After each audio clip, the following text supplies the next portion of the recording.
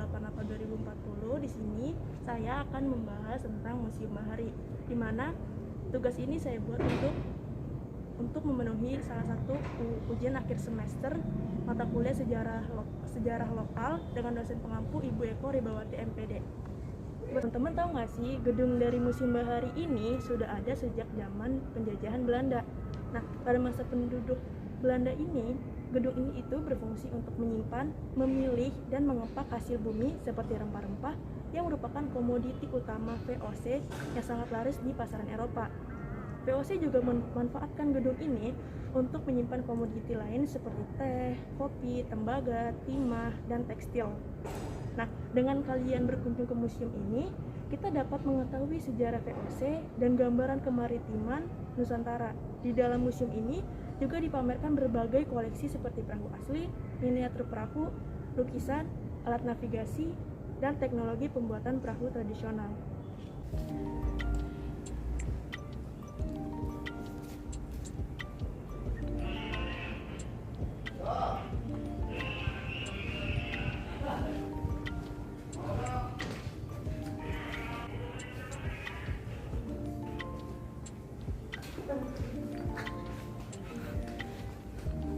Nah, ini ada gambaran ilustrasi dari Teluk Jakarta, yaitu Muara Angke.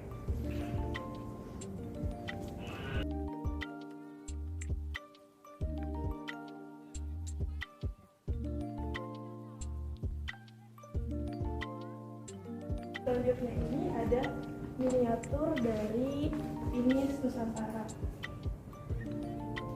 Nah, ciri utama dari kapal ini tuh berbentuk kapal menggunakan finisip, lambung dari belas sabut kelapa, dilengkapi 7 buah layar depan dan 2 layar utama dan 2 layar puncak.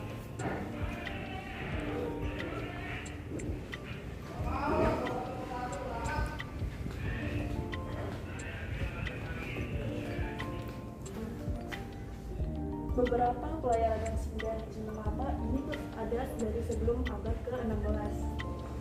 Nah, jauh sebelum kedatangan Portugis atau sebelum abad 16, pelabuhan Sunda Kelapa ini boleh dibilang sudah merupakan pelabuhan internasional pada masa itu.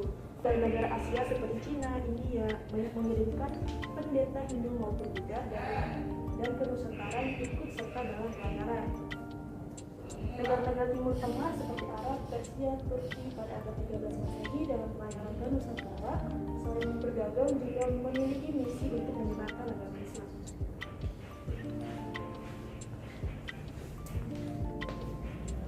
Selanjutnya ini ada miniatur dari kapal Jengjawa, di mana perahu layar yang tertera pada relief Candi-Candi Borobudur digunakan pada masa kejayaan Kerajaan Sriwijaya. Memiliki 3 buah layar berbentuk segi empat yang masing-masing terpasang pada tiang layar.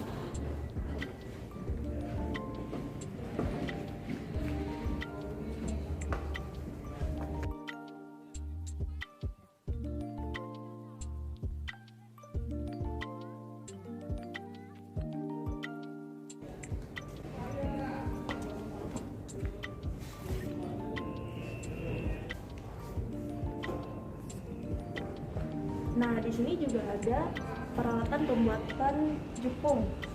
Nah, ada berbagai macam nih alat pertukangan antara lain untuk membuat perahu yang masing-masing memiliki fungsi yang berbeda. Yang pertama ini ada belayung, kedua ada duyung, ketiga temperang, 4 panara, dan yang terakhir pisau atau mandau. Nah, selanjutnya ini ada baling-baling dari kapal yang mana terbuat dari kuningan yang merupakan salah satu bagian unit tenaga pendorong yang dihubungkan oleh Amerika Serikat dengan mesin gearbox.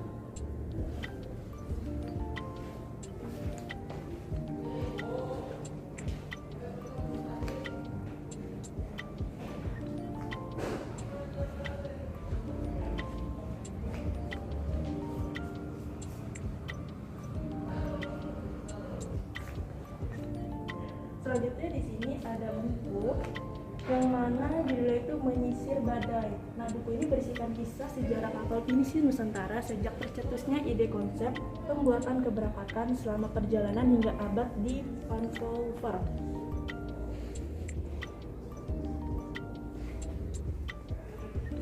Nah, selanjutnya ini ada paku peringatan 100 tahun Trans Canada.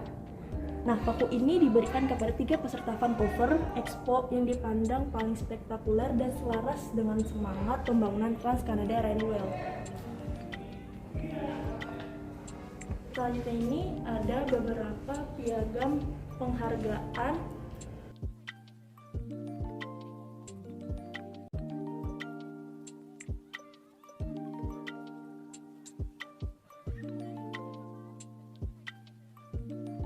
Selanjutnya ini ada miniatur dari kapal Amsterdam. Nah, kapal Amsterdam ini berlayar dari Texel menuju Batavia pada 8 Januari 1749 dengan membawa senjata, bata, dan uang untuk membeli berbagai barang dari Asia. Namun karena cuaca yang buruk membuat kapal Amsterdam ini terjebak di Selat Inggris. Penyakit dan pemberontakan oleh anak buah kapal ditambah kerusakan akibat badai membuat kapal ini tenggelam pada 26 Januari 1749.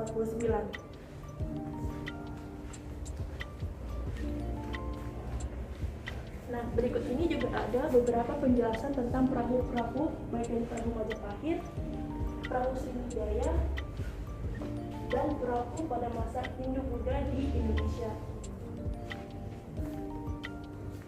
Di mana bentuk-bentuk perahu yang terdapat dalam Candi Relief Borobudur ini, yang antara lain itu perahu-perahu besar dengan layar lebar yang dapat memuat barang dagangan sampai ratusan ton dan penumpang sekitar 200 orang.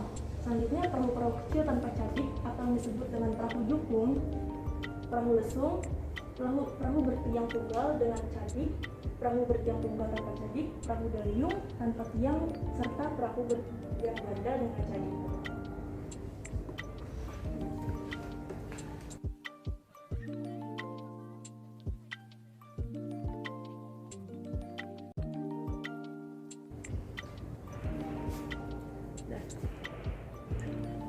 Nah, selanjutnya ini ada penjelasan dari Jakarta menuju ke Batavia, di mana ketertiban dan ketentraman Jakarta ini tuh mulai goyah dan timbul perselisihan sejak VOC di bawah pimpinan Jan Pieterszoon Koen yang melanggar perjanjian dengan membuat lodinya menjadi perbentengan yang kuat dengan bahan-bahan batu. Dan ini ada fotonya.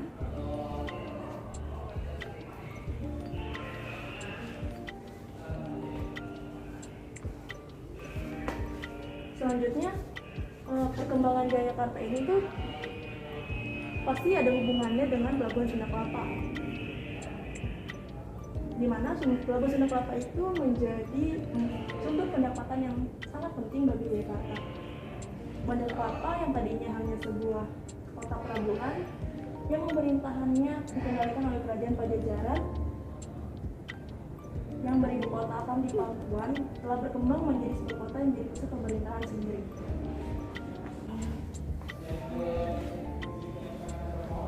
Nah, berikut ini ada beberapa peninggalan dan peninggalan dari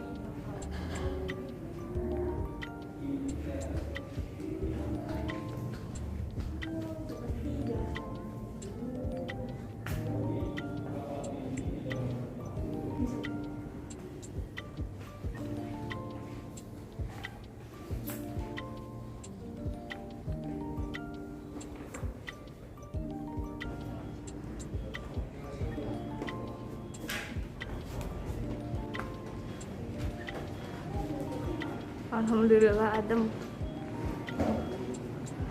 Nah, ada Raja Laut. Nah, apa sih itu Raja Laut? Nah, Raja Laut penguasa samudra atau Raja Laut ini identik dengan para penguasa di kawasan Laut Sulawesi. Nah, Raja Laut ini menguasai armada kapal besar sebagai sarana mempertahankan otoritas mereka di wilayah laut yang dikuasainya. Nah, selanjutnya ini ada bajak laut dan orang laut. Apa sih bedanya perlayaran yang ada di Nusantara? Tidak hanya mendorong lahirnya kerajaan-kerajaan baru, tetapi juga mengundang para penumpang atau bajak laut ini Nah, belajar penting itu diartikan sebagai penjelajah lautan yang tidak terkait terikat pada suatu kewenangan tertentu dan melakukan apapun yang sesuai dan keuntungan.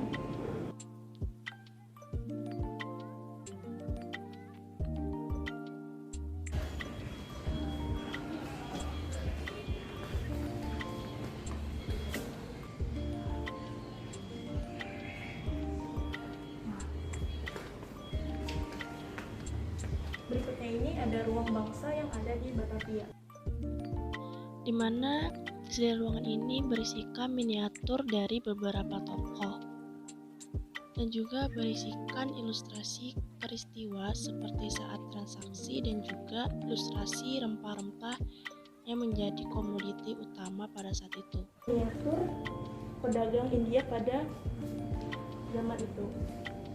Berikutnya ini ada beberapa miniatur para pedagang termasuk The Alvin, pedagang Cina, Fahian pada masa perdagangan di Nusantara.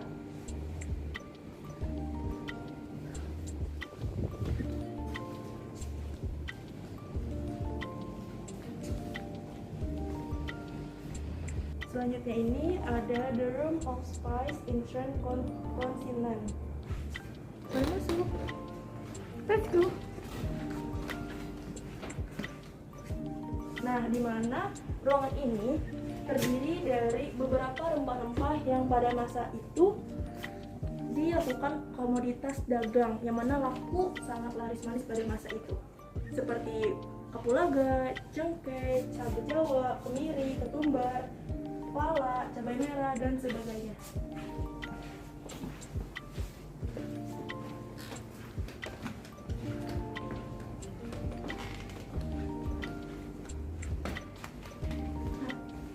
Selanjutnya ini ada pengawal Cornelis de Houtman, dan Cornelis de Houtman sendiri juga penduduk pribumi.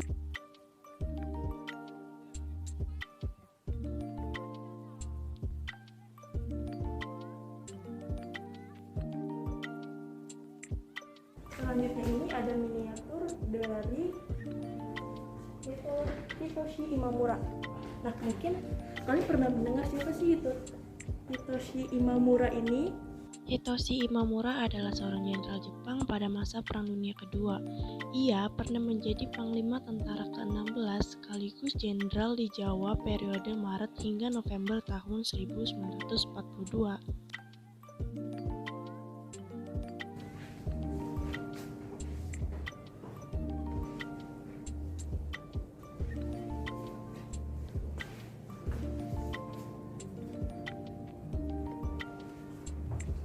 Selanjutnya ini kita memasuki ruangan The Legend of World Navigators. Nah, yang pertama ini ada Marco Polo. Mungkin teman-teman sudah mengenal siapa sih Marco Polo itu? Marco Polo merupakan saudagar sekaligus petualang dan pengarang asal Venesia yang berkelana ke berbagai pelosok Asia lewat jalur sutra antar tahun 1271 sampai 1295. Miniatur di atas merupakan miniatur dari anak buah Laksamana Cheng Ho dan juga Laksamana Cheng Ho itu sendiri. Itu sedikit penjelasan singkat dari saya terkait dengan Museum Bahari. Ya, mohon maaf. Wassalamualaikum warahmatullahi wabarakatuh. Dadah.